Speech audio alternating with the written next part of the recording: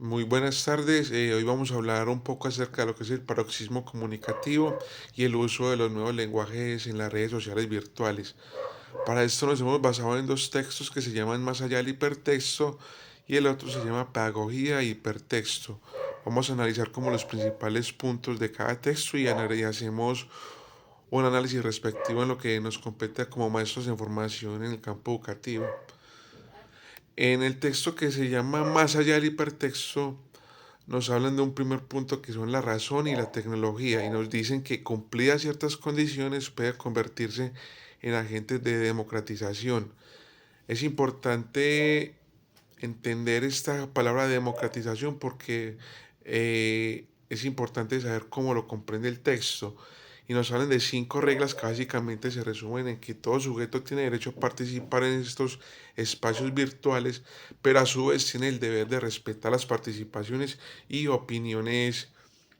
de los demás que participen en estos espacios. Aquí es importante analizar es cómo las interacciones digitales se van adaptando a las reglas o digamos a las dinámicas que poseen las culturas, ¿cierto? Se va tejiendo algo como una red sociocomunicativa en estos espacios virtuales que ya empiezan a tener también a lo que son los deberes y derechos de cada ciudadano que se transfieren a estos mundos virtuales. En otra parte del texto nos hablan de Habermas y la acción comunicativa. Es importante entender los postulados de Habermas porque también toda acción comunicativa puede aludir a una acción educativa, también como se plantea Habermas. Pero aquí un asunto que nos comprende a nosotros como maestros de información es cómo esa acción educativa ya trasciende lo que es el face to face, lo que es el encuentro con el otro así en la vida real y se van adaptando nuevas formas al mundo digital, que es lo que se está cuestionando ahorita, que es si se requiere verdaderamente el face to face, el contacto con el otro, o es suficiente yo con mi trabajo autónomo poder formarme en un mundo virtual, que aparte de ofrecerme las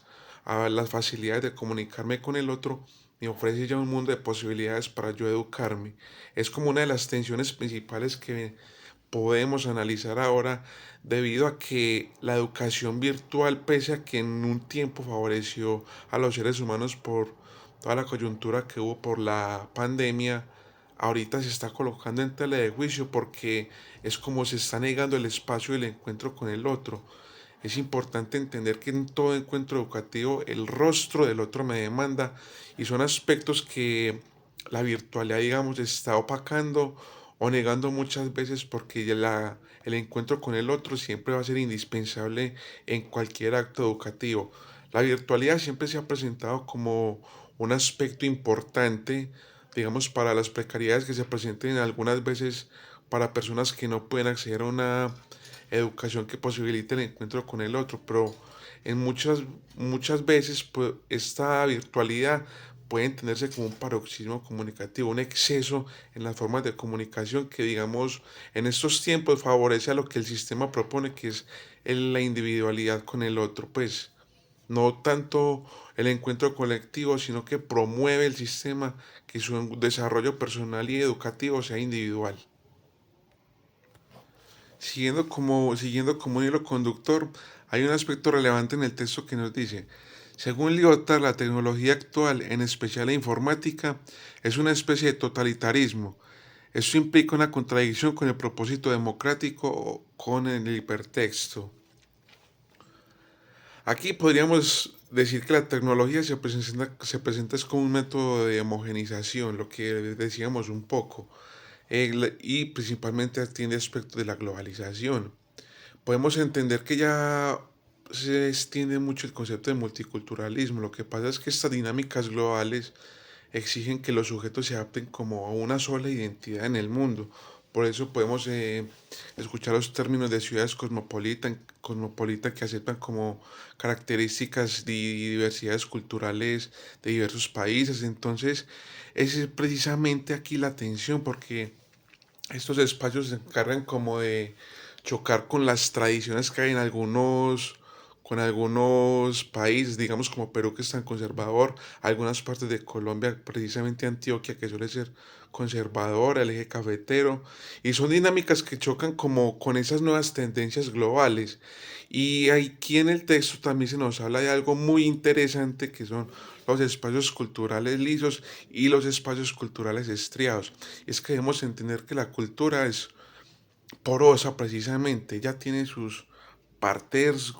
como agrietadas y otras partes las tiene lisas y comparto mucho ese aspecto del texto porque suele ser así. Estas dinámicas que ofrece la globalización y todas estas dinámicas también que surgen del hipertexto y este paroxismo comunicativo interactúan con todos estos espacios de la cultura y precisamente se adaptan muy bien a lo que son los espacios culturales lisos que tienen más adaptación y chocan mucho con los espacios culturales porosos que como le decía hace un momento podría relacionarse con esta, digamos, lugares tradicionales o conservadores, principalmente de las del aspecto religioso, ¿cierto? Y también la escultura es porosa porque es atravesar de este distintivo que esté, digamos, tan arraigado a una región que, digamos, sus habitantes o las personas que interactúan con ese espacio lo interiorizan de tal manera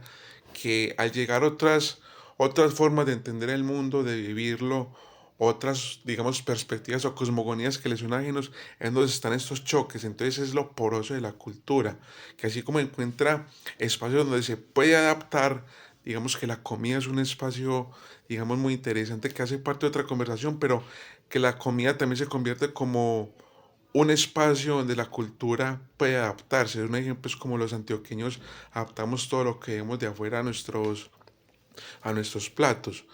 Entonces es eso, la cultura tiene espacios lisos, como lo dice el texto, y espacios culturales estriados, a su vez que espacios culturales lisos. Entonces es importante como entender esto desde las prácticas digitales, cómo la globalización, cómo su sistema entra en el mundo digital y a través de todos sus propósitos tiende como a crear dinámicas, crear tendencias, digamos principalmente en la población joven, para poder, digamos, adaptar modelos de homogenización global. Un último aspecto que me gustaría rescatar del texto de más allá del hipertexto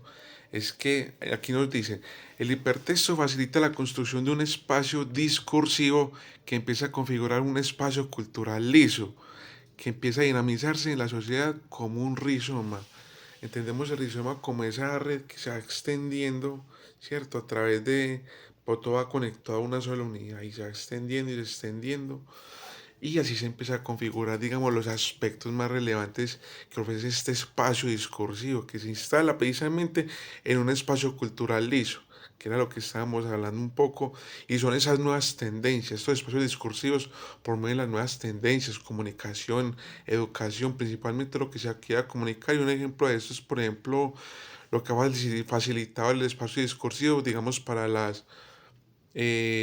tendencias, las conversaciones sobre el feminismo o estos grupos que buscan reivindicaciones a través, digamos, de esos espacios digitales que son como oportunos para poder analizar todas las coyunturas que utilizan, que pasan a nivel global. Entonces es vital entender cómo este aspecto, cómo el espacio discursivo facilita poder,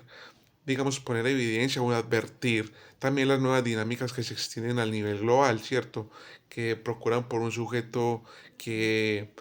que se desarrolle a nivel autónomo,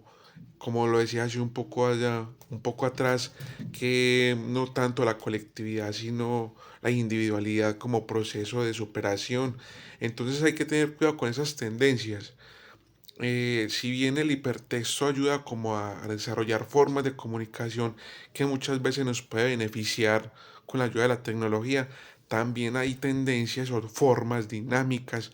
que no son del todo buenas como para el desarrollo humano o principalmente para nuestro contexto, ¿cierto? Debemos entender que el contexto educativo colombiano es único principalmente por la violencia que se ha vivido en todas las juventudes, en todas las generaciones recientes y que no es un contexto en Latinoamérica que sea como muy normal o común. La violencia que ha vivido Colombia la ha aislado muchas veces de esas formas que nos han vendido de la educación. Aquí debemos pensarnos una educación en la que el sujeto, debemos tener en cuenta que el sujeto se ha configurado y ha crecido en la violencia. Es a partir de esta reflexión que debemos pensar cómo las herramientas digitales ayudan a combatir o a mitigar estos efectos que tiene la guerra en las generaciones que están creciendo y viniendo en Colombia. Entonces, a partir de ahí me parece que es válida la reflexión de pensar formas a través también de estas formas, de estas redes digitales que nos ayuden a contrarrestar todo eso, porque si bien la educación es un lenguaje universal, el contexto condiciona muchas veces lo que queremos transmitir y traer ideas y formas de educación ajenas a todo lo que ha pasado en nuestro contexto, choca mucho con las formas actuales, la verdad que se van un poco más allá de lo que verdaderamente necesitamos como sociedad en el ámbito educativo.